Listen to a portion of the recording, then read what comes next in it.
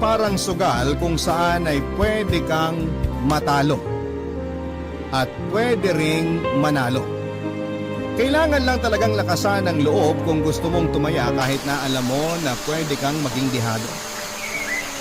Ikaw kapuso, naranasan mo na bang mawala ng mahal sa buhay nang dahil sa maling pagtaya mo sa laro ng tadhana?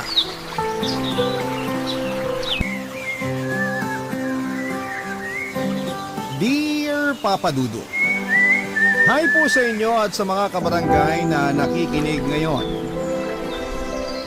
Itago niyo na lamang po ako sa pangalang Elma, 31 years old at taga Iligan City. Sobrang ganda kasi talaga ng mga kwentong inyong binabasa. Kaya naman nag-decide ako na sumulat din para makapagbahagi ng sarili kong kwento. Maaga kong naulila sa mga magulang ko, Papa Dudut. High school pa lamang ako ay binubuhay ko na ang sarili ko sa pamamagitan ng pagtatrabaho sa mga tindahan, palengke o kung saan paman. Hanggang sa makilala ko si Aldrin at maging boyfriend ko siya. Nasa tamang edad na rin naman ako noon kaya pumayag ako na sama na kami sa isang bahay na parang mag-asawa. Kaya lang doon ko siya mas nakilala at nakita ang pagiging mainitin ng ulo at pananakit niya. Mabisyo din po siya lalo na sa alak at kapag nalalasing ay doon siya mas nagiging mapanakit sa akin.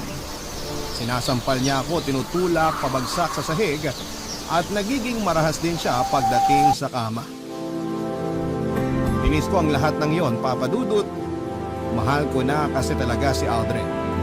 Saka ayaw ko nang maging mag-isa sa buhay. Masarap pala kasi yung may kasama ka tapos ay ramdam mong mahal ka. Mabait din naman minsan ang partner ko basta huwag lang siyang malalasing o kaya ay matatalo sa sugat. Dahil madalas na ako ang napagbubuhatan niya ng init ng ulo niya at lahat ng iyon ay tinanggap at tiniis ko lamang para hindi kami magkahiwalay, Papa Dudut.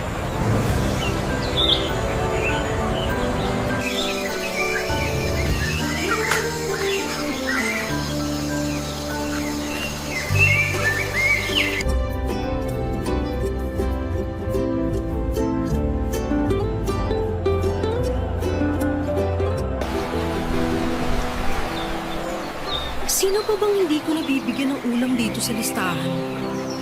Ay, dalawa na lang pala to. Sina Henry at Patrick. Kailangan may abot ko na sa kanila tong pagkain nila bago magsimula ang sabong. Dahil baka mas lalo ko mahirapan na mahanap sila. Nasaan na ba yung dalawang yun? Ayun! Nakita ko na si Henry! Henry! Henry! Oh, Elma! Maaga mo yata ngayon. Oo, kasi baka maabutan ako ng pagsisimula ng sabong. Mahihirapan na naman akong iabot ang mga order niyong pagkain. Ay, oo nga pala. Hindi ko na rin makalimutan yan. Ito, may kasama ng libreng sabaw yan. Oh, Basta, sa katapusan ng bayad nito ha. oo, walang problema. Halos lahat naman kayo dito sa sabungan tuwing katapusan talaga nagbabayad sa akin eh. Salamat. O paano? Mauna na ako sa'yo ha. Kasi ililista ko pa yung mga pumusta dun sa kalabang manok ni Patrick eh. Ay, teka, nasan nga pala si Patrick? Yung pagkain na lang kasi niya ang hindi ko pa na ibibigay sa kanya. Ito, diretsuhin mo lang tundaan na to. Makikita mo siya dun. Nandun din kasi banda yung mga tumataya sa manok niya. Okay, salamat. Sige, kita-kits na lang.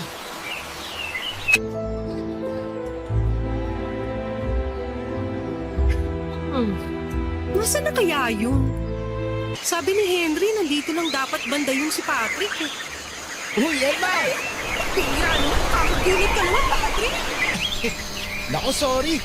Hindi ko alam na magugulatin ka pala. Sino ba namang hindi magugulat kapag may biglang tumapik sa likuran mo tapos sinabayan pa ng malaking boses? Grabe. Hindi naman ganun kalaki boses ko ah. Hindi nga, pero malakas ka namang magsalita. Pasensya na. Ito na kasi talaga yung boses ko. Sino nga pala yung hinahanap mo para makakaya ang leeg mo? Sino ka? Eh di ikaw. Ako? Bakit ako? Eh kasi ikaw na lang yung hindi ko pa naaabutan ng order dito sa listahan ko. Teka lang nga, di aayos ko ang order mo. Kailangan ko na rin kasing pumunta sa kabilang kanto sa may talyer para doon naman mag-deliver ng pagkain. Hala, nawala na pala sa isip ko yan. Dami kasi pumusta sa manok ko. Hindi pa nga ako nag-aalmusal eh. Kaya sigurado ako na mauubos ko agad ang dala mong pagkain. Hindi ka pa nag-aalmusal? Naku, eto. Dadagdagan ko na ng puto bumbong tong order mo para mas mabusog ka. Uy, sakto! Alam mo ba na swerte raw malagkit na pagkain bago ang sabong? Kasi pampakit ang panalo. Salamat, Elma. Ang bait mo talaga.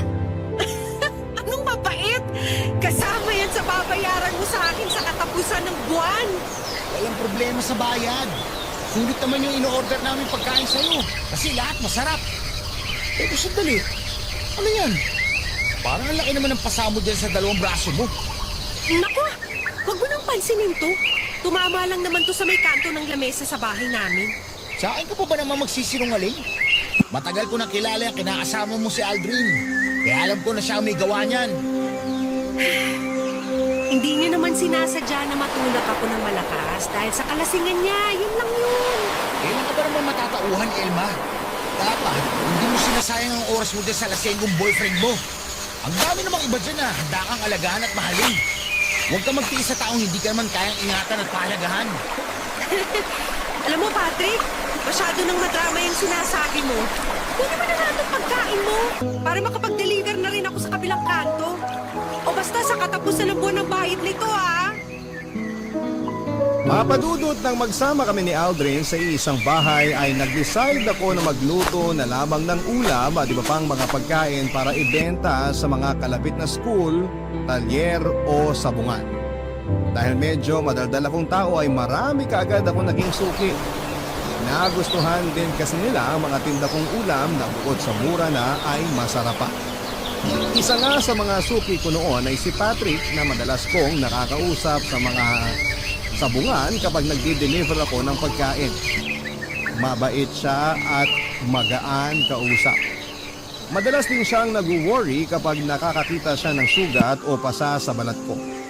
Matagal niya na rin kilala ang partner kong si Aldrin at alam niyang tungkol sa pagiging lasinggero at mapanakit nito sa akin. Marami rin kasi kaming kapitbahay na nakakarinig kapag sinasaktan ako ni Aldrin papadudot.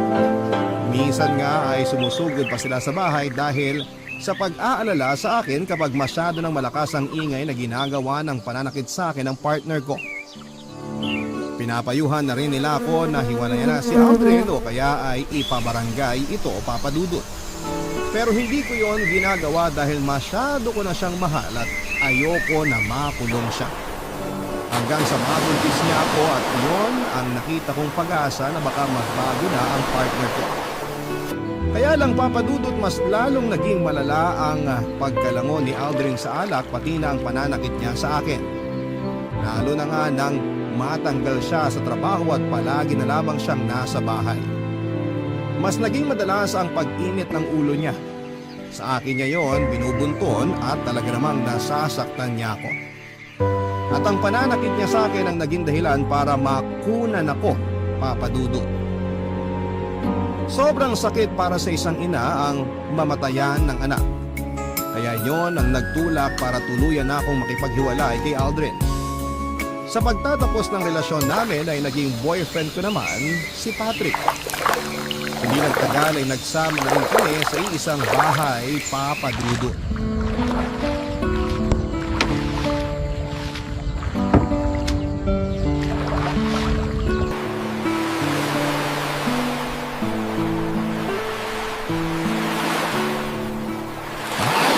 Nasaan ka?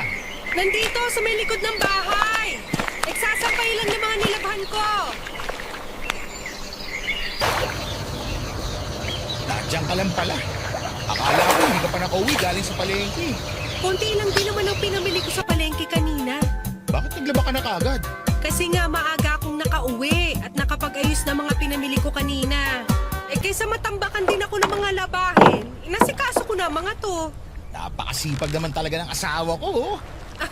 Ayoko lang matambakan ng mga gagawin. Pwede naman kitang tulungan dyan. Pero mapilit ka na ikaw lang ang maglalaba ng mga damit natin. Payakap nga muna ako sa asawa ko.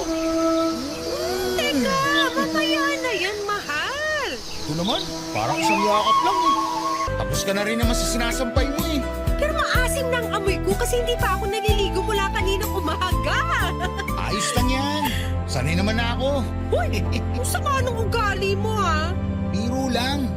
Pero alam mo naman na gusto kitang inaamoy. Lalo na dito sa may kilikili mo.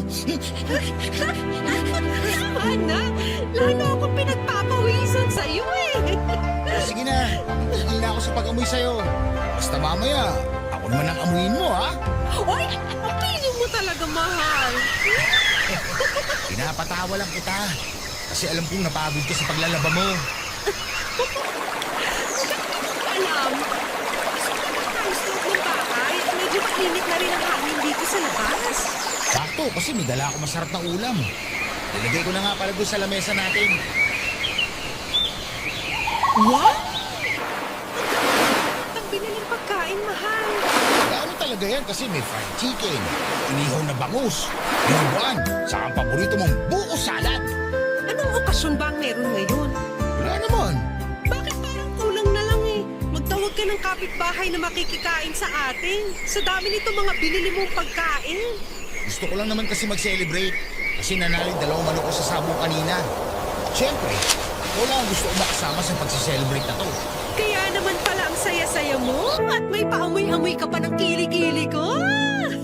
Kahit naman hindi na nanalo mga manok ko, gusto ko pa rin inaamoy ang maasim na kilikili mo. Ay, grabe ka naman mga asar, mahal.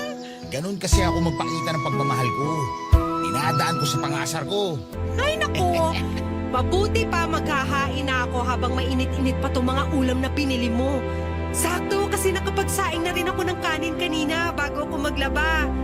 Kukuha na ako ng mga plato at baso para maayos ko na tong pananghalian natin.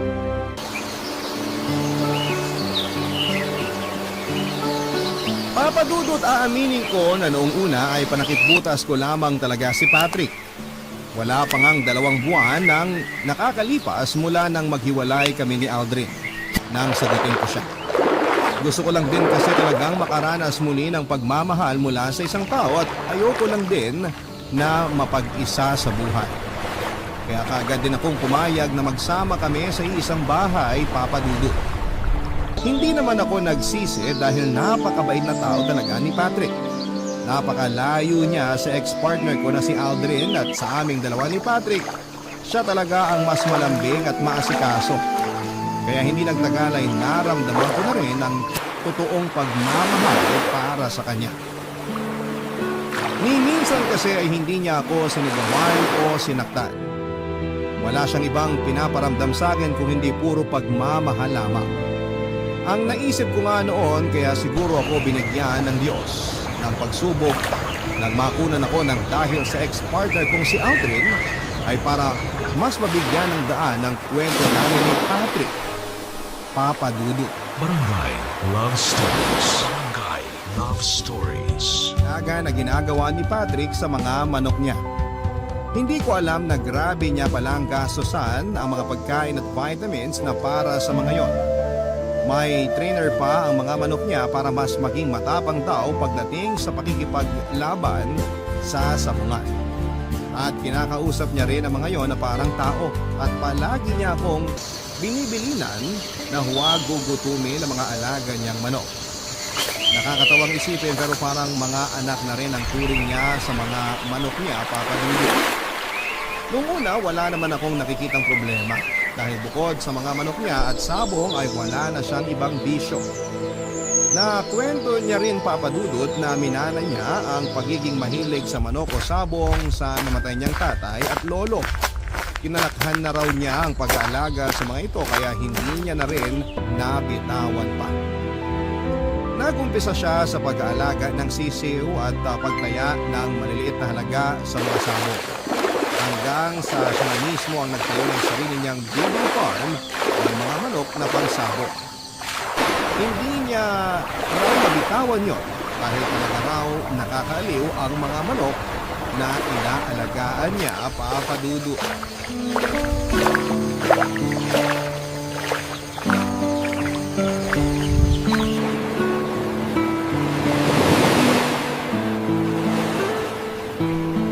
Paano ba yan, pare? Mukhang triple yata ang malas mo ngayong araw ah. Oo nga eh. Sa apat na manok ko, isa lang ang nanalo. Ano ba kasing nangyari sa mga alaga mo? Mga brusko naman, tsaka mukhang yamado. Pero natalo ng payat at dehado ng mga manok. Ano nangyari? Hindi ko rin alam, Henry. Mukha naman silang nasa kondisyon mula kagabi. Pero parang nanamlay kaninang umaga. Eh, may ganyan talaga mga manok pare. Akala mo nasa kondisyon na pero hindi pala. Alam mo, magandang ipasok yun sa nirarakit ko ngayon. Ha? Anong racket yan? At parang hindi ko yata alam. Confidential kasi tong racket ko na to pare. Pero dahil magkaibigan naman tayo, isishare ko na rin sa'yo. Malaking pera ba yan? Oo. Malaki kung malaki talaga. Kaya nga nakabili ko ng 2 tricycle na pinababoundary ko ngayon sa kapitbahay namin. Madali lang to, Patrick. Ang kailangan mo lang gawin, ipanlaban mo yung mga mukhang yamado mo na manok pero wala talaga sa kondisyon. Ha? Teka, hindi ko masyado maintindihan. Ipaliwanag mo nga na mabuti, Henry. Eh di ba may mga manok ka na mukhang brusko? May mga mabalahibo pero hindi naman talaga malaki. Oo. Yung mga manok ko na mukhang malaki pero mahina pa dahil kulang pa sa vitamins kaya hindi ko pinanlalaban. Yun yung mga manok na kailangan ko. Kahit nga yung mga panabong mo na nag-retire na mga malapit nang mamatay, pwede yun. Ang gagawin lang natin dyan, pare, ipananabong mo yung mga yon. Tapos, sasabihin ko sa mga big boss ko na mahina yung manok na ipanlalaban mo. Kaya, doon sila pupusta sa kalaban. Kapag nanalo sila, may 10% kagad ako ron. O, tapos, ibabalato ko naman sa iyo yung 5%. Malaking pera na yun, pare. Teka, hindi ba pandaraya naman yung racket na sinasabi mo, Henry? Parang ganun na nga. Pero malaking pera naman ang pinag-uusapan natin dito. Piruin mo sa isang tao pa lang, kikita ka na ng 30,000. Half-pipe pa lang yun, o dun sa sabungan natin sa plaza. Pero kapag yung sabong ginanap sa bayan, mas malaking pera ang kikitain natin dun. Pwede kang maka 100 o 300,000 sa isang dehadong manok lang na ilalaban mo. Ako, Henry, ayoko ng ganyan. Malaking gulo kasi kapag nagkahulihan. Wala namang magkakahulihan kung walang manlalaban. Subukan mo lang kahit isang beses pa rin. Sinasabi ko na sa'yo, hindi lang triple ang perang babalik sa'yo. Hindi na talaga, pare. Salamat na lang. Oh, kayo palang dalawa yung naririnig kong nag-uusap dyan sa may bakuran. Akala ko kung sino na. Kumusta, Elma? Sorry medyo napakwento ako dito sa pare ko. Pasensya ka na. Pero paalis na rin naman ako. Oh, Patrick, pag-usapan nating racket Mag-isipan mo. Una na ako sa inyo. Oo, sige. Bahala na. Ingat ka, pare. Halika na sa loob ng bahay, mahal. Gusto ko na rin kasi magkape. Ano nga pala yung sinasabi ni Henry na racket? Tsaka bakit parang may narinig ako na pinag-uusapan yung dayaan sa sabong? Wala yun. Natalo kasi yung 3 manok ko kanina. Kaya binenta ko na lang doon sa may nagkakatay ng manok. Inalas ako kaya inalok ako ni Henry ng racket. Panlaban ko raw yung mga mahihina akong manok. Tapos yung mga big time na kilala ni Henry, doon niya daw papupustahin sa kalaban para manalo sila. Pero may malaking balato naman daw ako kapag dihadong manok yung pinanlaban ko. Nakakatakot naman yung inaalok na racket ni Henry. Naku Patrick, huwag kang sasama sa ganyang racket ha. Mas okay na tong matalo lahat ng manok mo sa malinis na paraan. Basta hindi ka lang mandaraya. Hindi ko na nga tinanggap, di ba? Saka pwede ba? Huwag mo nga sinasabing matatalo lahat ng manok ko. Inalas lang ako kanina kaya 3 agad yung nalaga sa mga alaga ko. Eh bakit parang nagtataas ka ng boses dyan? Pinapaalalahanan lang naman kita. Ay nako, init ng ulo mo. Busin mo na nga lang yung kape mo at magsasaing na rin ako ng kanin para sa hapunan mamaya. Papadudod sa tuwing natatalo si Patrick sa sabong ay nag-iiba talaga ang mood niya. Nagiging malamig ang pakikitungo niya sa akin at minsan ay napagtataasan niya rin ako ng boses. Naisip ko na kahit sino naman siguro ay talagang magiging mainit ang ulo kapag natatalo sa isang laro o sugal, lalo na kung may pera na nawawala sa'yo. Kaya naman inintindi ko na lamang si Patrick sa tuwing matatalo siya sa sabong. At pinapaalala ko rin sa kanya na huwag niyang tatanggapin ang alok na racket ng kaibigan niyang si Henry. Dahil alam ko na hindi maganda ang naidudulot ng pandaraya sa buhay ng isang sabongero. Kaya lang papadudot naging sunod-sunod ang mga malas na dumarating sa amin noon ni Patrick. Bukod sa mga pagkatalo niya sa sabong, napesta rin ang mga alaga niyang manok at ang ilan ay namatay. Pati tuloy ang budget namin na para sa mga gastusin sa bahay ay naapektuhan din kaya nagsimula kaming maggipit noon sa pera. Ilang beses ko pa rin narinig noon na kinukulit siya ng kaibigan niyang si Henry na sumama sa racket nito na pandaraya sa sabong para magkapera siya. Kristo kasi si Henry sa sabong o yung taga-kolekta ng mga pusta kaya marami itong kakilala na malaking tao na pumupusta ng malaking pera. Simpleng tong sinasabihan ng mga kilalang mayaman na tao kapag may alam itong dihadong manok na ipanlalaban. Marami na rin kasi siyang sabungero na nahikayat sa racket na yon. Yung sinasadya na ipanlaban ang mahihinang manok. Mabuti na lang talaga at marunong umiwas sa mga ganong bagay ang partner kong si Patrick, Papa Dudut.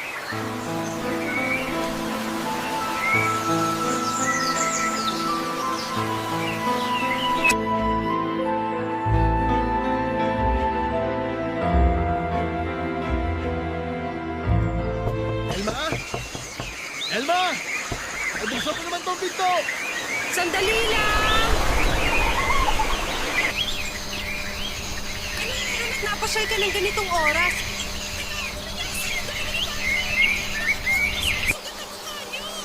Nagkagulo kasi sa may sabungan kanina eh. Mas marami sugat mo si Patrick, hindi mo palawa itong asawa ko. Umawat tong asawa ko. Nadamay tuloy. Umawat na para si Patrick, di ba? Yung mga tao dun sa sabungan. Mahal, mamaya ka na magtanong. Alalayan mo muna ako maglakad kasi medyo hirapan ako tumayo dito sa harap ng bahay. Oo nga naman, Elma. Alalayan mo na tong asawa mo. Oo, sige, sige. Aalalayan ko siya dito sa kabilang braso niya. Alalay lang, dahan-dahan. Pare, ingat sa paglalakad. Alalay lang, Elma, ha? O, dahan-dahan sa pag-upo dito sa sopa, ha, mahal? Salamat. O, teka, kukuha muna ako ng alkohol at bulak para malinisin yung sugat mo. Ano, pare? Uuwi na rin ako, ha? Baka nag-aalala na rin yung misis ko, eh. Kasi kanina pa ako wala sa bahay namin. Baka ako nakauwi, eh. Sige, ingat ka. Salamat sa paghatid sa akin dito sa bahay, ha. Wala yun, pare. O paano, Elma? Ikaw nang bahala dyan sa kaibigan ko, ha? Ayos na ako. Okay, ingat ka. Grabe. Ang sakit itong tagiliran at magkabilang hita ako. Ito talagang napuruan sa akin kanina, eh. Lilinisan ko na ng bulak at alkohol tong sugat mo sa pisngi, ha, mahal? Aray! Dahan, mahal. Ang sakit, eh. Hindi ko pa nga masyadong nadadampi tong bulak, eh. Sorry. Alam mo naman na mahina ang pain tolerance ko, eh. Bakit ka ba kasi nakipag-away? Kung alam mo naman na madali kang masaktan at magkasugat. Hindi nga ako nakipag-away. Nadamay lang ako sa gulo nila. Nakiawat lang talaga ako kanina. Ano bang gulo yung sinasabi ni Henry? Eh kasi, yung isa kasama ni Henry na Cristo rin. Nahuli nagbibigay ng tip sa isang pupusta. Sinabi niya na mahina ang manok ni Kaloy. At yung pupusta sa manok ni Vincent. Ayun, may nakarinig. At pinaamin siya na may sabuatang naganap. Maraming nakaalam hanggang sa nagkagulo na. Umawat lang ako nung makita ko kinukuyog yung mga Kristo sa sabungan. Pero sa akin naman nila ibinuntun yung galit nila. Kaya eto, medyo nabanatan ako. Ay, naku! Yan na nga bang sinasabi ko. Wala talaga may tutulot na mabuti yung pandaraya na yan, eh. Mabuti nga't hindi nilaglag ni Arman yung mga kasama ng Kristo ng daya rin. Mas malaking gulo yun kapag nagkataon. Alam mo, mahal, parang napapadalas na yata ang away dyan sa sabungan nyo. Di ba nung nakaraang buwan lang, may muntik na magsaksakan kasi dinaya raw ng referee yung isang mananabong? Tapos ngayon naman, yung mga Kristo ng sabungan na nagkakagulo. Nagkakaroon lang naman ng problema kapag may dayaang nangyayari. Pero hindi naman mawawala ang mandaraya sa mga ganyang sugal o sabong. Lalo na't naggalat ang mga gahaman na tao. Mahal, baka naman pwedeng itigil mo na yung pagsasabong mo kasi parang gumugulo lang ang buhay natin dyan, eh. Alam mo namang hindi madali para sa akin na bitiwan to. Lalo na't minana ko pa to sa lolo at tatay ko. Huwag ka mag-alala. Iiwas na lang ako sa mga ganong klaseng gulo. At pangako ko sa'yo, hindi ko talaga gagawin ng mandaya para hindi ako madamay sa kanila. Papadudot na realize ko na sa isang relasyon ay hindi po pwedeng yung puro pagmamahal lamang ang umiiral o nangingibabaw. Lalo na nga kung nagsasama na sa isang bahay ang dalawang tao na magkarelasyon. Maraming bagay ang dapat na isaalang-alang at pagtuunan ng pansin. Kasi totoo naman yung sinasabi ng iba na hindi tayo mapapakain at mabubuhay ng puro pagmamahal lamang. Kailangan na kumayod tayo, magtrabaho o maghanap ng kung anumang pagkakakitaan kung gusto talaga nating tumatag ang isang relasyon. Nakita ko naman yun sa partner kong si Patrick. Kagaya ng nabanggit ko kanina, bukod sa vision niya na pagsasabong ay wala na akong iba pang marereklamo sa ugali niya dahil ni isang beses ay hindi niya ako sinaktan, papadudot. Nagkataon lang talaga na magulo ang nakasanayan niyang hanap buhay at masyado niyang ginugol ang oras at buhay niya sa pagsasabong kahit may iba pang paraan para kumita siya ng pera. Pero naisip ko noon na hindi ko naman siya basta na lamang iiwanan nang dahil lamang sa bisyo niya, papadudot. Barangay Love Stories. Barangay Love Stories. Papadudot pagkatapos ng gulo na nangyari sa sabungan kung saan ay nabugbog ang partner kong si Patrick ay nabalitaan na lang namin ang biglang pagkawala ng ibang sabongero sa lugar namin. Ang sabi ng mga kapitbahay ay bigla na lang daw hindi umuwi ng mga bahay ng pamilya nila ang ilang kaibigan ni Patrick at kasamahan sa sabong. Labis na nag-alala ang pamilya ng nawawalang sabongero at kahit ako ay nag-worry rin para sa partner ko. Sinabi naman ni Patrick na ang nawawala raw na mga kaibigan niya ay kilala raw na nandaraya sa sabong. Kaya wala raw akong dapat na ipag-alala sa kanya. Ni minsan daw kasi ay hindi siya nandaya sa sabong kaya malinis ang konsensya niya. At mabuti na lang daw at hindi niya tinanggap ang racket ng pandaraya na inaalok sa kanya noong kaibigan niyang si Henry at ng mga kapwa niya sa bungero. Ganon pa man na inaawa pa rin ako sa pamilya ng mga naiwan ng nawawalang sabongero. Ayoko kasing dumating ang araw na maranasan ko ang hirap at sakit na nararamdaman nila. Ayokong bigla na lang ding maglaho ang pinakamamahal kong si Patrick, papadudot.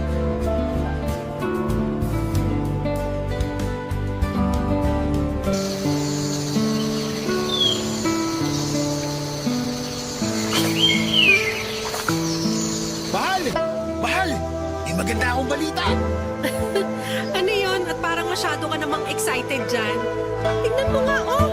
Pinagpapawisan niyang leeg mo. Tumakbo ka ba pauwi dito sa bahay? Oo! Doon kasi tumigil sa may kabilang kato yung jeep na sinakyan ko. Kaya tumakbo na lang ako pauwi dito. Bakit mo naman ginawa yun? Kasi nga, excited na ako sabihin sa'yo itong good news na tinutukoy ko. Ano ba kasi yon? Sabihin mo na nga. Naalala mo yung kinuwento ko sa'yo na pinsan ko na may-ari ng malaking grocery sa kabilang bayan? Oo, bakit? Nakausap ko na kasi siya at ang sabi niya, kapag tinuloy ko ang plano kong pagnenegosyo ng mga karne ng manok at baboy, kukontratahin niya raw ako na mag-deliver sa kanya. At kakausapin niya rin daw isang pinsan namin na may catering business. Para yung pinsan kong yun, sa akin na rin kukuha ng mga karneng iluluto nila. Teka, seryoso ka na talaga dyan sa negosyong naisip mo? Magbebenta ka na talaga ng karne ng baboy at manok? Paano naman yung breeding farm mo ng mga panabong na manok? Kaya mo bang asikasuhin lahat yun ng sabay-sabay? Mahal! Isa-isa lang ang tanong. Mahina ang kalaban. Pasensya na, nagulat din kasi ako sa mga sinabi mo. Nabanggit mo na yung plano mo dati, pero hindi ko naisip na seryoso kang ituloy yan. Plano pa lang naman talaga yun. Saka akala ko kasi, hindi ako susuportahan ng mga kamag-anak ko.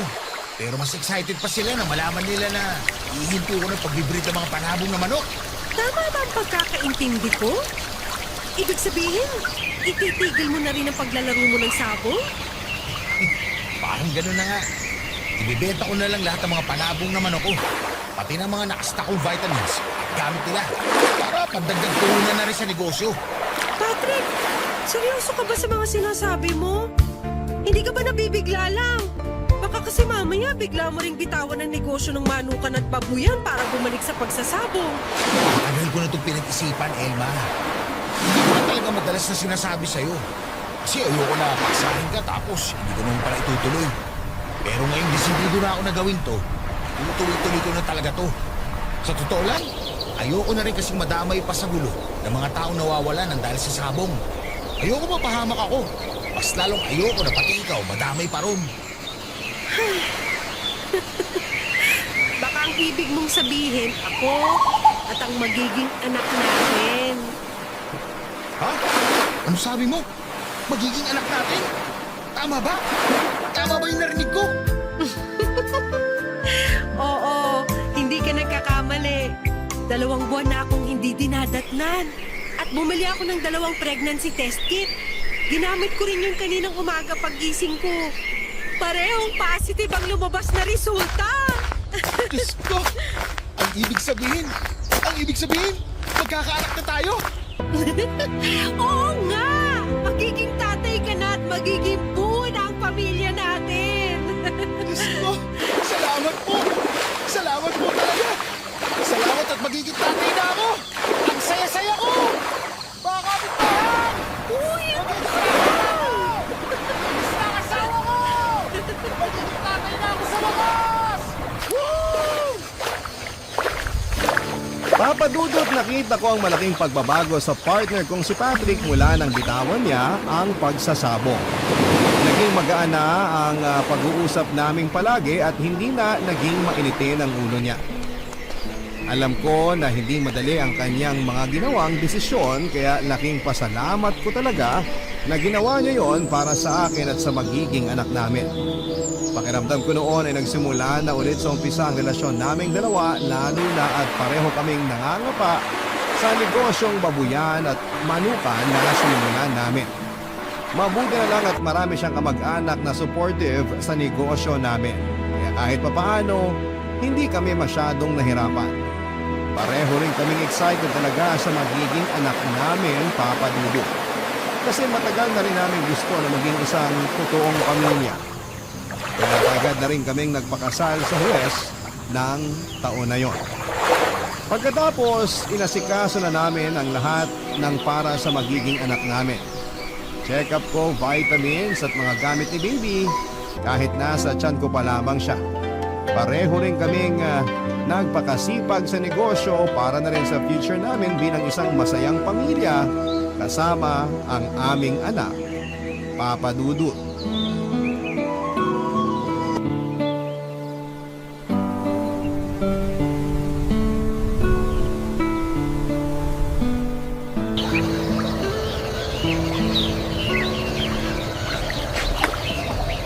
Mahal, bakit nandito ka pa sa bahay?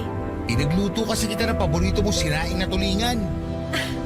Hindi mo naman na kailangan gawin yan kasi kaya ko naman magluto.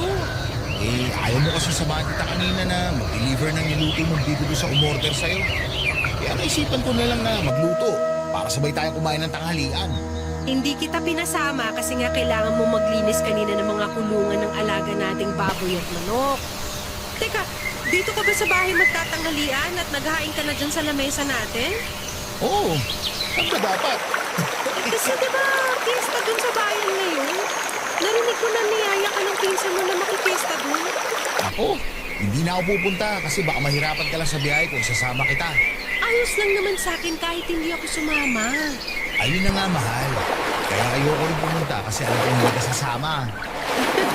Ayos nga lang sa akin na maiwan dito sa bahay.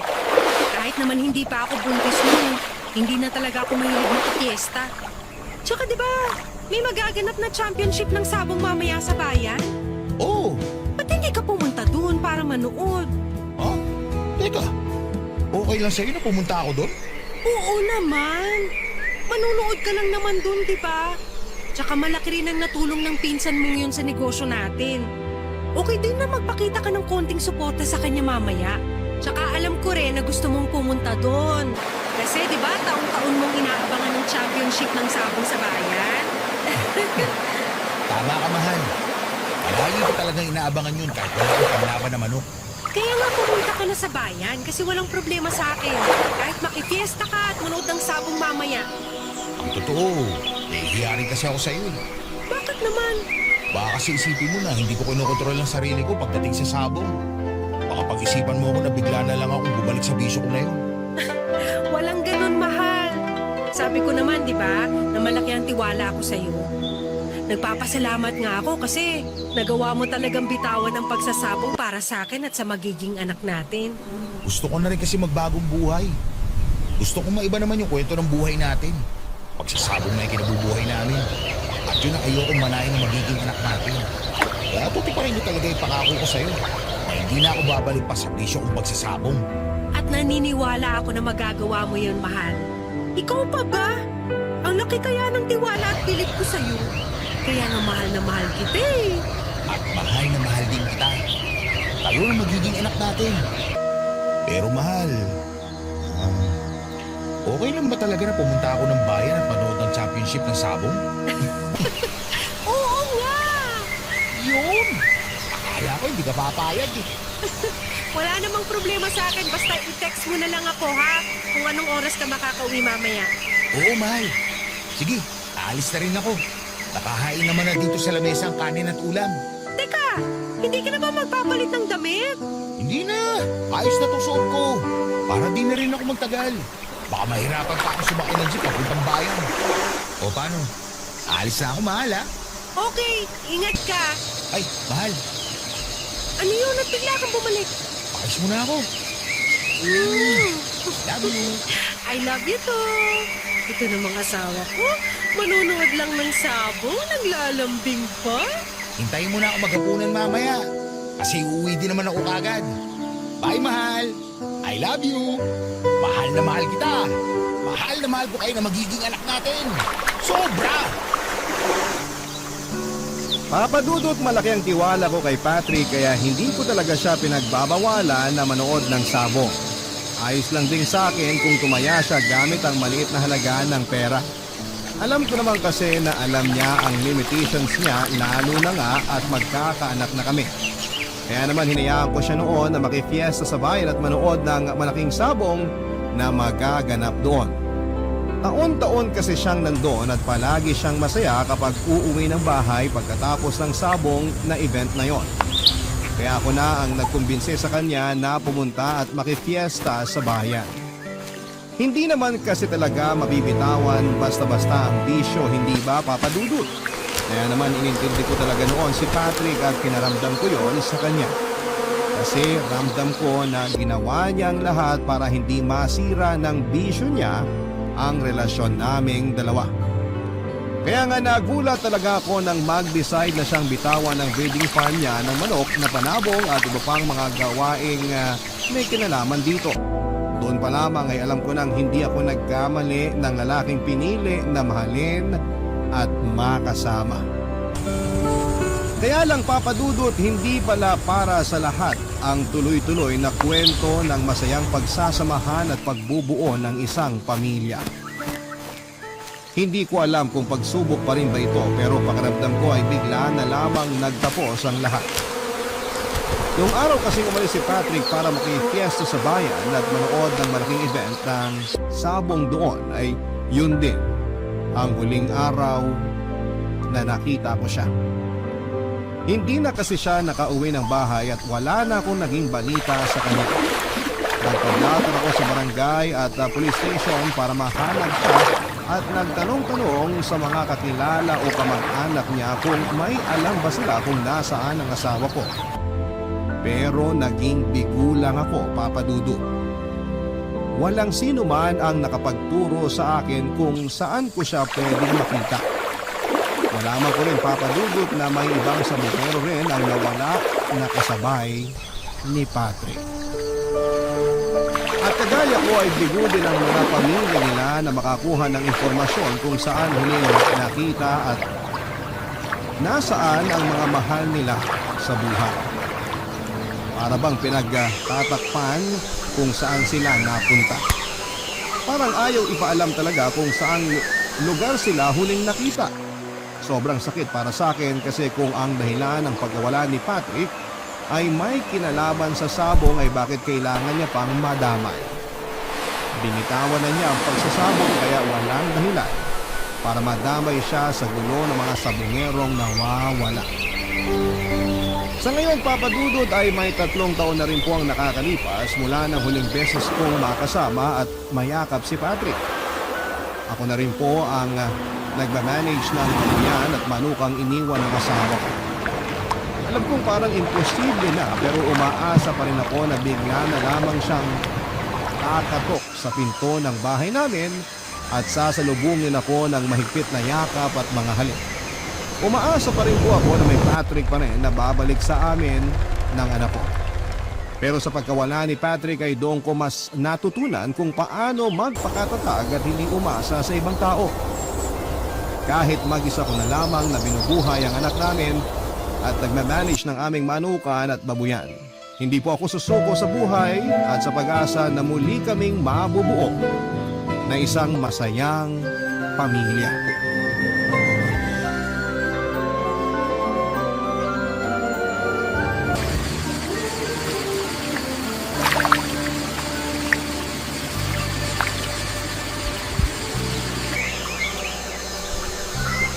Ate, tapos na ako magwalis sa likod ng bahay. Mabuti naman, tapos na rin ako maglinis dito sa sala. Ay, nagugutom na ako. Sana pauwi na si Mama. Pauwi na rin siya kasi kapag ganitong oras, malapit na yun dito sa bahay. Grabe, ang init sa labas. Nandiyan na pala si Mama! Mama! Oh, Claire. Pag ko nga muna itong mga pinamili ko sa lamesa. Mamaya ako na lang aayusin ang mga to. Pagod mamalengke tuwing Sabado. Ang init na, dami pang tao. Kung muna ako sa pag-isa para makapagpahinga. Mama! Oh, bakit pawisan niyang noo mo, Rita? Nagwalis po kasi ako sa may likod ng bahay. Bakit naman nagwalis ka ron? E tirik na tirik ang araw sa labas. Eh kasi Mama, naglilinis po ako dito sa sala. Dapat, Claire, ikaw nang nagwalis doon imbis na si Rita. Mas matanda ka sa kanya kaya dapat ikaw ang gumagawa ng mga mas mahirap na trabaho dito sa bahay. Ayos lang po yun, Mama. Hindi naman po ako masyadong napagod. Hindi ka pa napagod sa lagay na yan? Kahit bumili ako ng bagong bisnida para sa inyo. Nandito sa loob ng plastic. Yay! May bago na naman tayong bestida, ate! Oo nga, buksan na natin tong plastic! Claire, hayaan mo munang si Rita ang pumili ng gusto niyang kulay sa 2 bestida na yan. Pero bakit po? Kasi karamihan sa mga damit niya, pinaglumaan mo lang. Kaya siya muna ang papiliin mo sa mga yan. Ay... Oh, mamili ka na raw.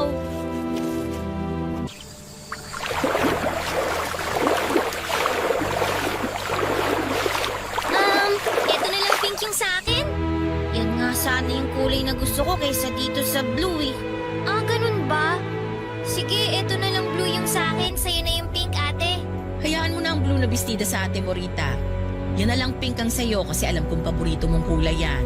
Pero okay lang naman po sa akin kahit yung blue na lang na bestida, Mama. Huwag nang makulit at kunin mo na tong kulay pink, Rita. Iniisip ko talaga na yan ang pipiliin mo kasi paborito mo yan. Claire, yung blue na bestida ang sayo. Kunin mo na at pagkatapos, dalhin mo na rin sa kusina yung mga pinamili kong gulay. At hugasan mo na rin. Magpapahinga lang ako ng konti tapos magluluto na ako ng tanghalian natin. Okay po, Mama. Papadudot mga bata pa lamang kami ay sakitin at may hika na ang kapatid kong si Rita. Yun ang sinasabi ni Mama na dahilan kung bakit madalas na nasa kanya ang atensyon nito. Pero para sa akin ay paborito lang talaga ni Mama si Rita. Siya kasi ang palagi nitong pinapaboran at inaalagaan. Minsan tuloy ay naisip ko na sana ako na lamang ang mas naging sakitin at baka sakali na makuha ko ang atensyon at pagmamahal ni Mama. Baka sakali na ako ang maging paborito niya. Hindi lang kasi madalas na mangyari na si Rita ang pinapabura ni Mama, palagi po yung nangyayari, Papa Dudu. Gusto ni Mama na si Rita ang unang mamimili sa mga pasalubong niya. Si Rita ang unang kukuha ng part ng chicken kapag nagluto si Mama ng fried chicken. Si Rita ang tatanungin ni Mama sa flavor ng ice cream na iuwi niya at kung ano-ano pa na si Rita lang palagi ang nakikinabang. Sana talaga ako na lamang ang naging sakitin para ako na lamang din ang naging paborito ni Mama.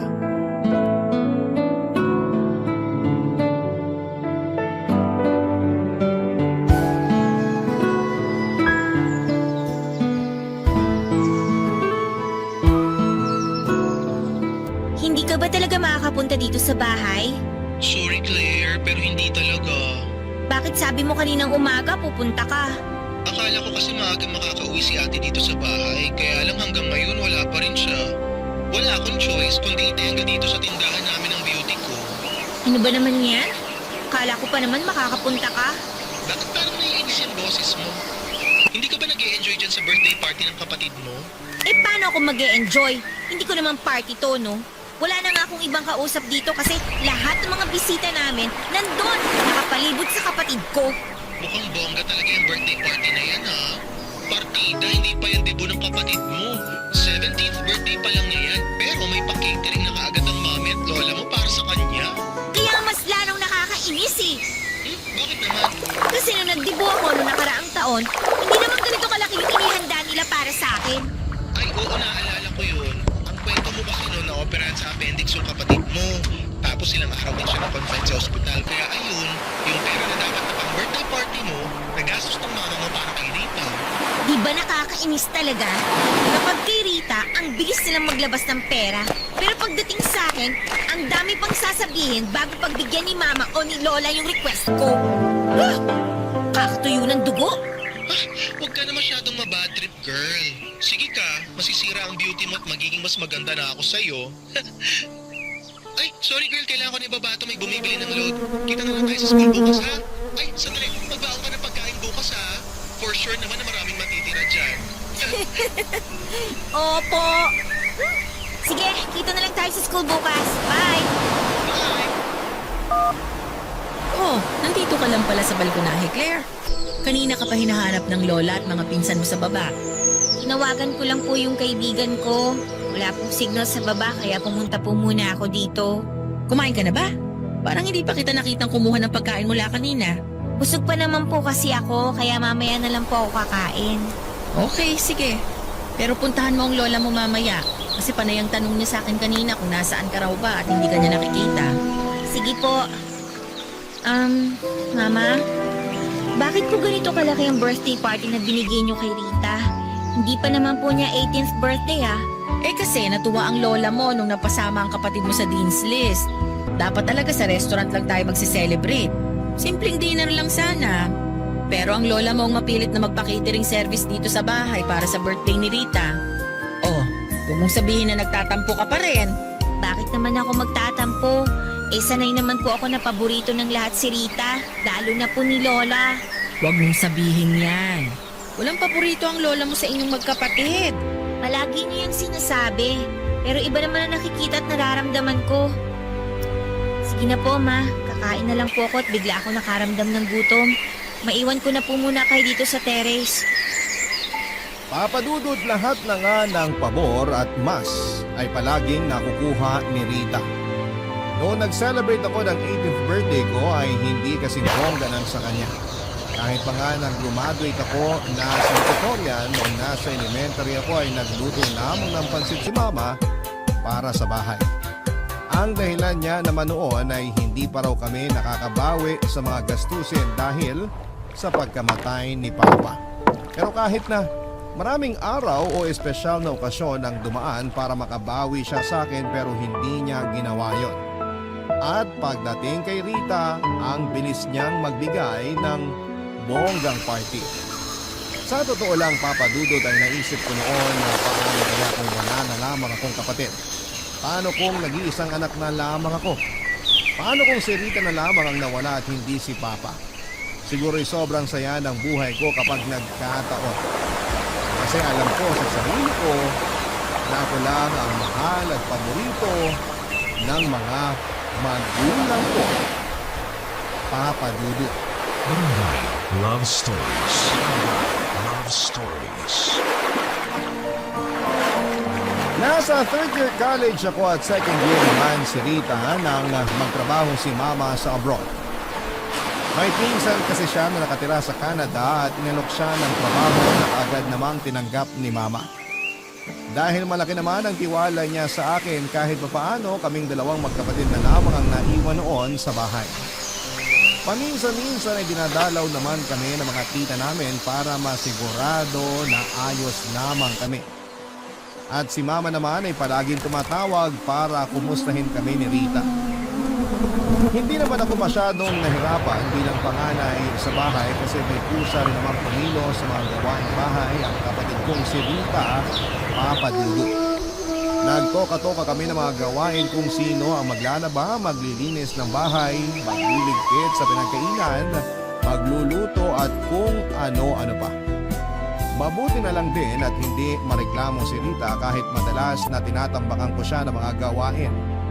Kapag hindi rin schedule ng tawag ni Mama sa bahay, sinasadya kong umalis at gumimik kasama ang mga kaibigan ko. Ayoko kasi na nakikita o nakakasama sa bahay ang kapatid ko. Nakakairita at nakakainis sa pakiramdam yon, Papa Dudut.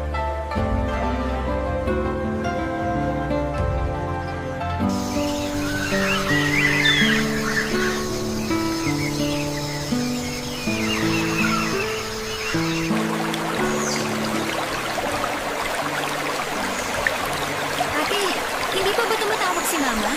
Hindi pa. Baka mamaya pa yun. Pero di ba mga ganitong oras siya tumatawag? Oo, pero baka busy pa siya. Okay, sige. Oh, anong ginagawa mo? Nakaupo dito sa sofa. Oo nga, nakikita ko. Ang ibig kong sabihin, bakit nandyan ka pa? Eh, hindi pa naman nag-video call si Mama. Hihintayin ko na lang na tumawag siya dyan sa laptop na gamit mo kasi alam ko na ganitong oras wala na dapat siyang trabaho. Baka nga may trabaho pa siya. Tsaka hindi mo ba nakikita na busy pa ako dito sa research paper namin? Bago ka umupo dyan, hindi mo ba narinig na type ako ng type dito sa laptop ko? Hindi ako makapag-concentrate ng dahil sa'yo eh. Ganun ba, ate? Sorry. O sige, pupunta na lang muna ako sa kwarto. Basta, tawagin mo ako kapag nag-video call na si Mama, ha? O na, sige na, sige na. Doon ka na muna sa kwarto mo para makapag-focus na ako dito sa ginagawa ko. Okay.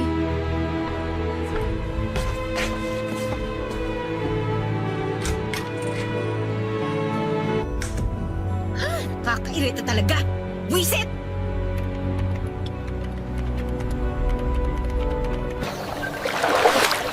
Ito na. Tumatawag na si Mama. Save ko na nga muna itong mga tinipe ko bago ko sagutin ang tawag niya. Ano? Hi, Mama! Mabuti naman at nasagot mo kaagad ang tawag ko. Opo, kanina pa po ako naghihintay, Ma. Pasensya na, medyo na-overtime ako sa trabaho. Ayos lang po yun, Ma. Kumusta na po kayo dyan? Eto, isip ko. Nasaan nga pala si Rita? Andun po sa kwarto niya. Tulog pa. Parang napahaba yata ang siesta ng kapatid mo ah. Alam niyo naman po yung si Rita, kapag ganitong araw ng linggo, gusto niya palagi lang magkulong sa kwarto para matulog. Oo, ang lakas kasi sa tulog ng kapatid mo, pero hindi naman tumataba. Nga pala, palagi mo bang chinicheck ko nakakainom siya ng vitamins niya? Opo, Ma. Para sa asma niya, check mo rin kung may ibang ka ha. Kahit hindi naman tayo sumatama kailangan mo rin i-check ang ilan niya ha. Okay po. Deposit lang din ako sa bank account para sa pambayad ng bilis dyan sa bahay. Saka para may budget kayo pang grocery. Palagi kang bumili ng prutas sa gulay para sa kapatid mo, okay? Opo, Ma. Gusto nga pala mag-aaral mo. Ano ba nahihirapan sa schedule mo? Lalo na ikaw ang nag-grocery at nagbabayad ng bills. Hindi naman po ako nahihirapan, Ma. Kasi yung cable, yung internet, yung kuryente, tsaka tubig, online ko na po binabayaran. Kaya hindi na po kailangan na pumila ng matagal. Tsaka, okay naman din po ang grades ko at pasok pa rin po ako sa scholarship. Alam niyo po, Ma, nakakuha pala ako ng mataas na... Ate Claire, si Mama na ba yung ka-video call mo? Uy, gising na pala ang kapatid mo. Si Mama nga! Hello, Mama! Kumusta po kayo? Kanina ko pa po hinihintay ang tawag niyo. Pasensya na kasi napa-overtime ako sa trabaho. Kumusta ka na, Rita? Palagi ka bang umiinom ng vitamins mo? Opo, Mama. Naka-alarm po yan sa cellphone ko para hindi ko makalimutan. Mabuti naman. Huwag kang masyadong magpapagod dyan sa bahay, okay? Hindi maganda para sa katawan mo kapag napapagod ka o Pero tumutulong pa rin ako kay Ate Claire sa paglilinis dito sa bahay. Ayoko po kasing itambak sa kanya ang lahat ng mga gawain. Oh, napakabait naman talaga ng bunso mo. Ay. Magtitimpla lang po ako ng kape, Ma. Kayo na lang po muna ni Rita ang mag-usap. Iwan ko po muna kayong dalawa, ha? Punta lang po ako sa kusina. Papa Dudut, sa tuwing tatawag si Mama sa bahay ay unang-una niyang kukumustahin ang kapatid kong si Rita. Kung maayos raw ba ang pakiramdam nito, kung nakakainom ba ng vitamins palagi, kung hindi ba raw ubos ang laman ng inhaler para sa hika ni Rita at kung ano-ano pang mga bagay. Pakiramdam ko tuloy noon ay pinanganak ako sa mundong ito para maging yaya lamang ng kapatid ko. Tagabantay, tagapag-alaga, taga-asikaso sa kanya. O hindi ba masyadong halata si Mama kung sino ang paborito niyang anak, Papa Dudut? Kaya nga minsan ay nagiging sarcastic na ako sa pagsagot sa kanya kasi hindi ko na napipigilan ang sarili ko na mainis. Palagi na lang kasing si Rita ang napapaboran sa lahat ng oras. Palaging siyang nakikita na kailangang alagaan. Alam ko naman na gusto lamang ni Mama na matuto akong maging responsable dahil walang kami ni Rita na magkasama sa bahay. Pero hindi niya man lang naisip na minsan ay kailangan ko rin ng lambing mula sa kanya na kay Rita niya palaging ibinibigay, Papa Dudut.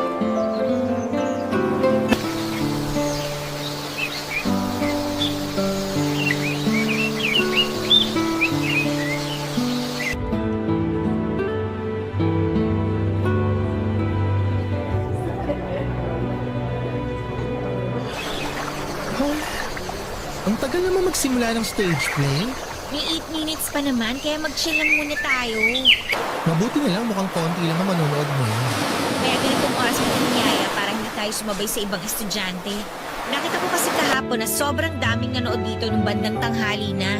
If I know, yung engineering student lang naman ang gusto nilang mapanood sa stage play na to. Bakit mo naman nasabi yan? Wala yan. Feeling ko lang kasi ang gwapo-gwapo niya. Ayun. Kala ko naman gusto mo rin ang kwento ng stage play na to kaya ka manonood. Yun pala, type mo lang yung estudyante na kasama sa cast. Eh, ganun na rin yun. Sinamahan talaga kita dito para mag-enjoy ako at kiligin na rin. Ewan ko sa'yo. Teka, bakit nga pala hindi mo sinama si Rita? Bakit ko naman siya isasama? Para kasama mo rin siyang manood. Kasi di ba mahilig din siya sa mga musical stage play? Oo nga, pero hindi naman ako mag-e-enjoy pag kasama ko siya. Alam mo namang naiirita ako kapag malapit siya sa akin. Grabe ka naman, Claire. Kapatid mo yun. Kapatid ko siya kasi wala akong choice mo. Pero kung may choice lang ako, hihilingin ko na sana hindi na lang siya nabuhay sa mundong to. Uy, grabe ka na, girl, ah. Hindi mo naman kasi ako naiintindihan kaya ganyan ka kung makareact dyan. Ate! Ate Oh, si Claire! Rita. Ay, nako. Ayan na nga bang sinasabi ko. Masisira na naman ang araw ko. Nabati mo kasi. Lo, bakit ako sinisisi mo? Hello, Ate Claire! Hi, Kuya Arnold! Hi, Rita. Anong ginagawa mo dito? Mamaya pa kasi ang klase ko kaya manonood muna ako ng stage play. Buti nakita ko kayo ni Kuya Arnold. Okay lang ba na dito ako umupo sa tabi mo, ate? Bakit dito pa? Ang dami namang bakating upuan, oh. Eh, kasi gusto ko sana... Doon ka na sa kabilang side ng mga upuan. Hindi ko ma-enjoy itong stage play kung ang sikip-sikip ng paligid ko. Kaya nga ako pumunta ng ganito kaaga para wala masyadong estudyante na makasabay manood dito. Tapos mangi-istorbo ka naman. Doon ka nga! Rita? Mabuti pa nga na doon ka na muna umupo sa kabilang side ng auditorium. Maluwag pa naman doon. Tsaka walang masyadong mga estudyante. Eh, alam mo naman tong ate mo. Naiinitan ka agad kapag nasisikipan sa paligid niya. Ay, okay, sige. Doon na lang ako uupo.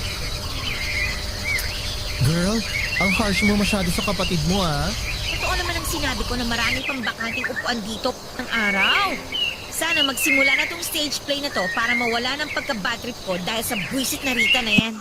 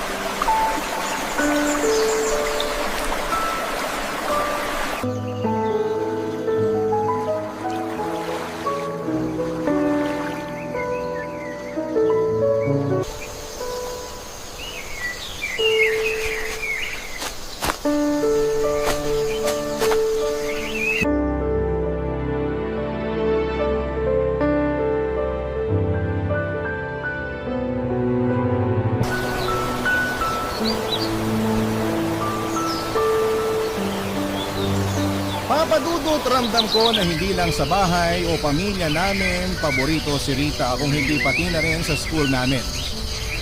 Elementary at high school pa lamang ay madalas na kaming napagkukumpara na dalawa. Kahit mas magaling at matalino talaga ako pagdating sa academics ay si Rita pa rin ang mas napapansin nila kesa sa akin. Mas matangkad, mas payat, mas makinis ang putis at lahat na yata ng magandang bagay ay lamang siya sa akin pagdating sa ibang tao. Sino ba naman ang hindi maiirita, hindi ba? Kahit saan kami makarating, yung kapatid ko lamang ang napapansin ng mga tao sa paligid namin.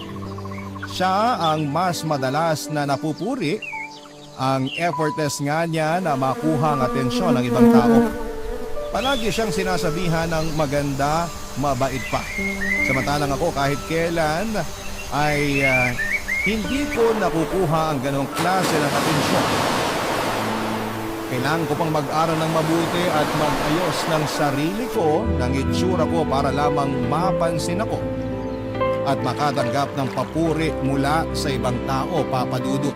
Barangay Love Stories. Barangay Love Stories. Aaminin ko, Papa Dudut, na habang tumatagal ay mas lumalaki ang insecurity na nararamdaman ko para sa kapatid kong si Rita.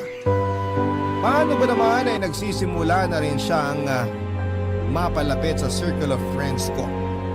Sumali kasi siya sa isang sport dance competition sa university namin at siya kasama ang partner niya ang nag-champion. Nang makilala nga siya ng ibang kaibigan at kaklase ko na kapatid ko ay marami nang gusto makipag-close sa akin nang dahil lamang sa kanya. Umanga sila kasi kahit may hika si Rita ay nagagawa nito makipagsabayan ng husay sa pagsayaw. Pakiramdam ko rin noon ay simple yon na niyayabang sa akin ni Rita, Papa Dudut, na mas napapansin siya ng mga tao kaysa sa akin. Nagpapanggap lamang siya na mabait sa harap ng iba, pati na rin sa harap ko. Alam ko naman na kagaya ko ay ayaw niya rin sa akin at ayaw niya nang may kahati dahil gusto niya siyang palaging bida sa mga kwento. Kaya nakakairita ang pagpapanggap at bait-baitan na pinapakita sa akin ng kapatid ko, Papa Dudut.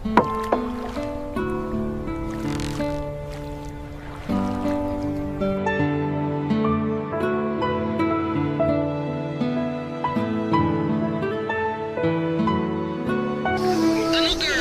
Hindi ka na talaga makakasunod dito sa bar? Naku, hindi na. Sayang naman kasi nandito yung crush mo at take note. Kanina ka pa niya hinahanap sa akin. Hayaan mo na siya. Baka lasing lang yan kaya ako hinahanap. Bakit pa kasi wala ka sa mood gumimik ngayon? May dalaw ka ba? Wala naman. Kaya lang kasi napagalitan ako ni Mama nung isang linggo eh. Nang tumawag kasi siya dito sa bahay tapos nasa bar tayo, si Rita ang nakasagot. Tapos ayun, nalaman ni Mama na nasa gimikan ako at walang kasama si Rita dito sa bahay. Dapat kasi sinama mo na lang si Rita para hindi ka nahuli eh. Bakit ko naman siya isasama? Idinasira lang yung gimmick natin. Alam mo naman na palaging panira ng araw at buhay ko yung babaeng yun. Naku, ayan na. Nagmamaldita na naman to. Nakakairita naman kasi talaga siya eh. Palaging pabida. Ano ba yan? Napaso pa ako dito sa niluluto kong ginataang gulay. Ibababa ko na muna tong tawag ha. Mamaya na lang ulit tayo mag-usap. Ako rin sa loob. Lumabas ka na yung signal doon. Basta makapagkakasin mo, Dora ka na dito. Siya na talaga magbago pa isip mo. Hanggang madaling araw pa naman kami rito. Sige girl, bye! Ay, mapatay na nga tong apoy sa kalan at mukhang okay na naman tong gulay na niluto ko. Ate, maghahapunan na ba tayo? Mauna ka na kumain. Mamaya na lang ako pero luto na tong ginataang gulay. Ikaw na lang ang maghain para sa sarili mo ha. Bakit hindi ka pa sumabay sa akin kumain? Bakit ba mas marunong ka pa sa akin? Hindi naman sa ganun, ate. Nagtataka lang ako kasi palagi ka na lang hindi sumasabay sa akin kumain dito sa bahay. Eh so wala pa akong gana eh. Alam nga naman pilitin ko ang sarili kong kumain. Wala ka bang gana o ayaw mo lang talaga ako nakasama at kasabay kumain? Alam mo naman pala eh.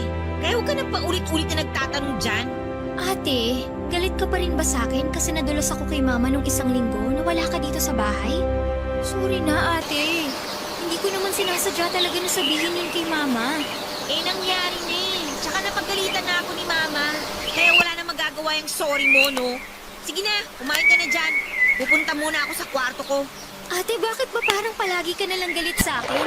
Ano namang pag-issue, Rita? Hindi naman ako gumagawa ng issue. Nagtatanong lang ako. Gusto ko lang malaman kung bakit parang palagi ka nalang galit sa akin. Palagi nalang mainit ang ulo mo sa akin, tsaka parang ayaw mo ako makita o makasama. Okay, sige. Gusto mong malaman yung totoo? Naiirita ako sa'yo. Naiirita ako sa kaplastika na palagi mong pinapakita sa akin. Ha? Plastikan? Ate Claire, wala naman akong ginagawang ganon. Lahat na pinapakita ko sa'yo totoo. Kahit alam ko naman na ayaw mo sa akin. Lahat yun tinis ko kasi mahal kita. Palagi akong gumagawa ng paraan para mapalapit sa'yo, pero ikaw naman ang lumalayo sa akin. Kasi nga kahit anong gawin ko para sa sarili ko, palagi na lang ikaw ang nakikita ng mga tao sa paligid ko. Palagi na lang ikaw yung pina. Palagi na lang ikaw yung mahal nila. Hindi totoo yan! Talaga? Hindi totoo? Rita, hindi ako tanga at mas lalong hindi ako manhid para hindi maramdaman na ikaw lang ang paborito ni Mama. Sa'yo lang siya palaging concerned. Kung kumakain ka ba sa tamang oras, umiinom ka ba ng vitamins, may laman pa ba yung inhaler mo, at kung ano pa mga kaletsehan tungkol sa'yo. Ikaw na lang na ikaw ang nakikita niya, nakakapwisit na! Pero hindi naman ibig sabihin no, na hindi ka na mahal ni Mama. Huwag ka naman sana mag-isip ng ganyan. Pareho niya tayong anak at pareho niya tayong mahal. Ayun na nga eh! Pareho niya tayong anak, pero mas mahal na niya. Alam mo, sana nga hindi ka na lang dumating sa mundong to eh. Sana ikaw na lang ang nawala at hindi si Papa.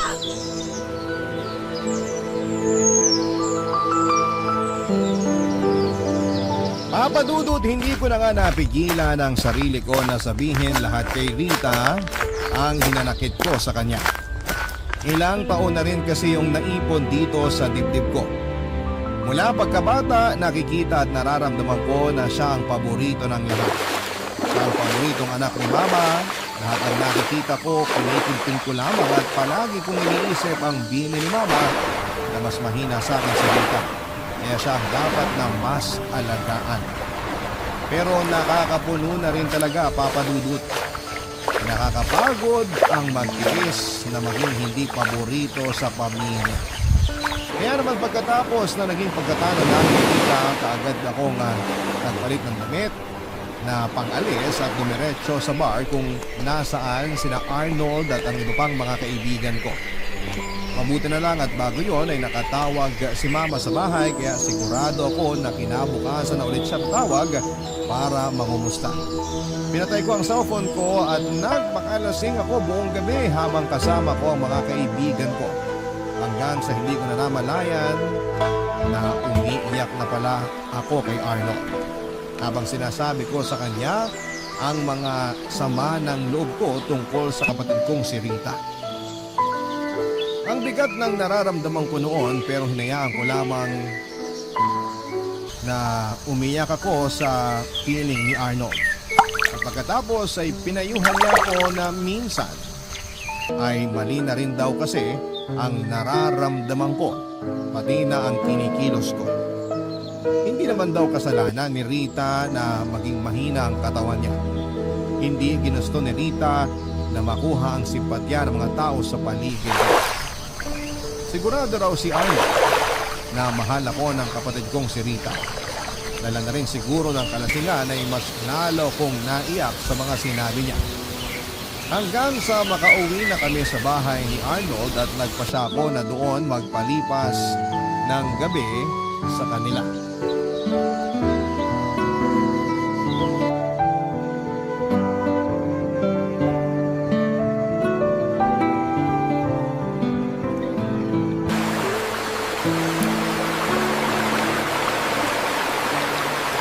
Grabe. Ang sakit pa rin ng ulo ko hanggang ngayon. Bakit naman kasi nasiraan pa yung tricycle na sinasakyan natin kanina eh? Kailangan patuloy natin maglakad pa uwi sa bahay namin. Ikaw naman kasi girl, grabe ka rin nagpakalunod sa alak kagabi. Para kang isda. Parang end of the world lang ang peg mo. Ay nako, hindi ko naman alam na sasakit ang ganito yung ulo ko, no? Nakakaloka ka talaga. Mabuti na lang hindi ka nagsuka sa loob ng kwarto ko dahil kung hindi mai-imburn na talaga ako sa'yo to the max. Mamapin ko yung sahig gamit ang dila mo. Sorry na, girl. Hindi ko lang talaga napigilan ng sarili ko na magpakalasing. Pero thank you, ha. Kasi pinatuloy niyo muna ako sa bahay niyo para magpalipas ng gabi. Paano naman kita hindi patutuloyin sa bahay namin? Ayaw mo ngang umuwi sa inyo. Masama pa kasi yung loob ko kagabi kaya ayoko sana munang makita si Rita. Kumusta naman ang pakiramdam mo ngayon? Mas magaan ako sa kahapon. Siguro kasi nilabas ko na sa mga iyak ko nang malasing ako yung bigat na ang tagal ko nang inipon dito sa dibdib ko. Sabi ko naman kasi sa iyo, kailangan niyo lang mag-usap ng kapatid mo. Ang hirap naman kasing sabihin sa kanya kung ano talaga yung nararamdaman ko. Yung lahat ng sama ng loob ko tungkol sa kanya. Galit ka pa rin ba sa kanya hanggang ngayon? Sa totoo lang, hindi naman talaga ako galit sa kanya. Naiinis lang ako kasi nga nasa kanya palagi yung atensyon ni Mama. Pero girl, walang kasalanan si Rita doon. Hindi niya kasalanan kung naging sakitin siya kaya siya ang madalas na inaalala ni Tita. Alam ko naman yun. Guilty na nga ako eh. Nagigilty saan? Sa mga pang-aaway na ginawa mo sa kapatid mo? Kasama na yun. Pero mas nagigilty ako dahil sa mga sinabi niya sa akin kagabi. Mga sinabi niya sa'yo kagabi? Parang hindi mo yata na chika sa akin yan nang malasing ka. Paano ko naman masasabi? Iiyak na lang ako ng iyak kagabi. Pero ayun nga, sabi niya, ginawa niya ang lahat para mapalapit sa akin. Kahit ramdam niya na may sama ako ng loob sa kanya, nag-effort pa rin siya na kausapin ako tsaka lapitan ako. Alam mo girl, nakita ko yun. Talaga? Oo, yung mga pasimpleng paglapit niya sa'yo kapag nasa school tayo kahit palagi mo siyang pinapaalis. Yung pagsabay niyang kumain sa atin sa kantin kahit tinatarayan mo siya. Yung pagtawag niya sa'yo sa cellphone kapag nasa gimikan tayo. Tsaka iba pang mga bagay na ginagawa niya para lang maparamdam sa'yo na concerned siya sa'yo. Kaya nga minsan naaawa rin ako kay Rita eh. Kasi nakikita ko kung gaano niya ka gustong mapalapit sa'yo kahit palagi mo siyang pinagtatabuyan. Ay, ano ba yan? Lalo tuloy ako na-guilty. Usapin ko na lang siya mamaya at ako nanghihingi ng sorry sa kanya. Ay, very good ka dyan sa plano mo na yan, girl. Ay, napasarap ang chika ng gusto. Hindi ko na malayan, nandito na pala tayo sa tapat ng bahay niyo. Teka, kunin ko lang yung susi. Go. Sigurado ako natulog pa si Rita ng ganitong oras.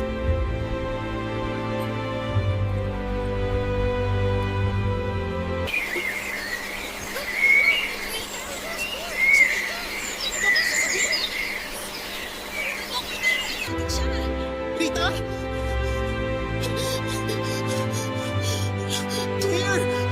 Kulay blue na ang mukha ng kapatid mo! At ang balat niya sobrang lamig na! Claire, ang mabuti pang hingi na muna ako ng tulong sa mga kapitbahay niyo! Babalik agad ako, ha? Rita! Rita! Rita, please gumising ka! Parang awa mo na gumising ka! Oh, Rita, nandito na si ate! Nandito na ako! Gumising ka na! Gumising ka na, please! Rita! Sorry!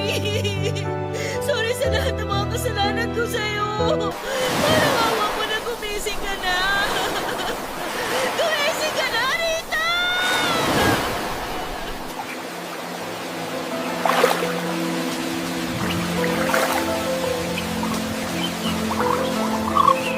Papadudot halos manginig ang buong katawan ko nang makita ko ang mukha ni Rita na halos kulay asul na. At maramdaman kong malamig na ang balat niya tapos ay wala na ring pulso ang lieg o braso niya. Tinapik-tapik ko pa rin siya sa pisngi niya, niyog-yog ang mga balikat niya at paulit-ulit ako nakiusap na gumising na siya at hindi ako naniniwala sa himala pero nang mga oras na yon ay nagmakaawa ako sa Diyos na sana'y patunayan niya sa akin na totoo ang himala at gisingin niya ang kapatid ko. Pero bigo ako dahil kagaya ng inaasahan ko nang makarating kami sa ospital, sa tulong ng mga kapitbahay namin, agad na sinabi ng doktor na wala ng buhay ang kapatid ko. Sobrang sakit, napakasakit para sa akin yon, Papa Dudu. Severe asthma attack. Yun ang dahilan na sinabi ng doktor kung bakit binawian ng buhay ang kapatid ko. Noon ko lang nalaman na wala na palang laman ng inhaler na para sa hika niya. Kaya nakatakihin siya ng hika ng gabi na yun ay tuloy na siyang nahirapang huminga hanggang sa bawian na siya ng buhay. Gusto ko na rin talagang panawan ng ulirat sa sobrang bigat at sakit na nararamdaman ko sa dibdib ko, pero pinilit kong magpakatatag.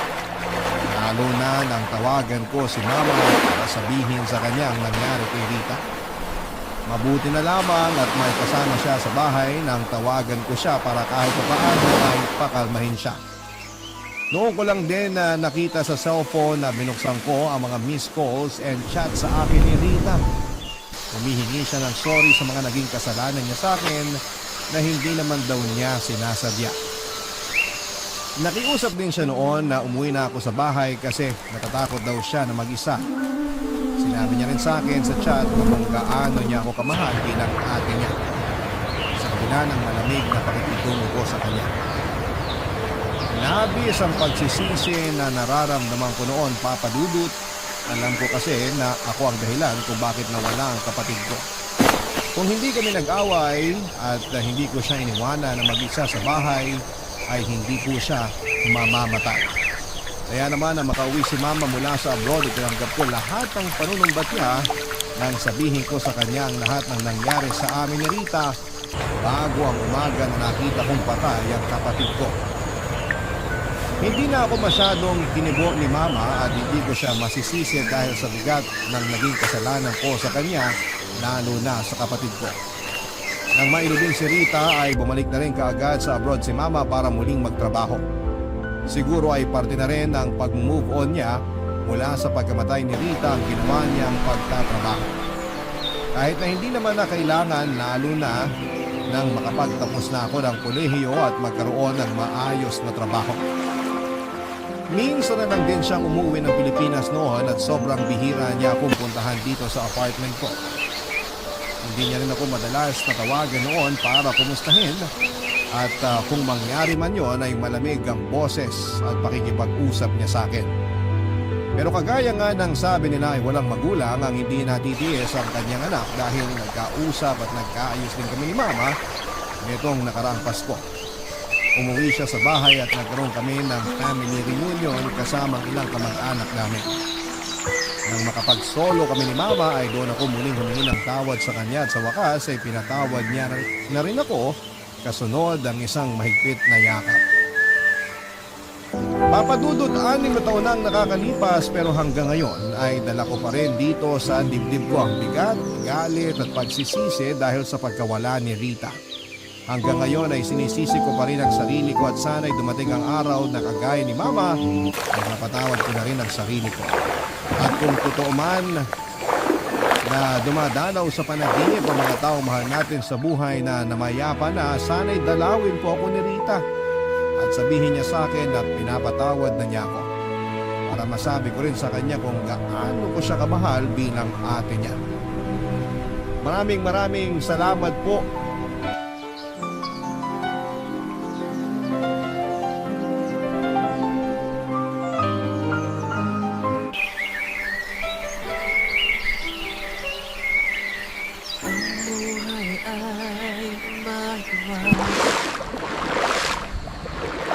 Laging malungkot at saya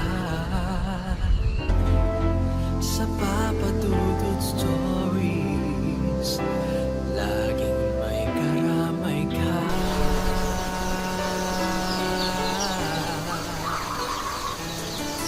Mga problemang kaibigan dito ay pakikinggan ka sa Papa Dudut Stories. Kami ay iyong kasama dito sa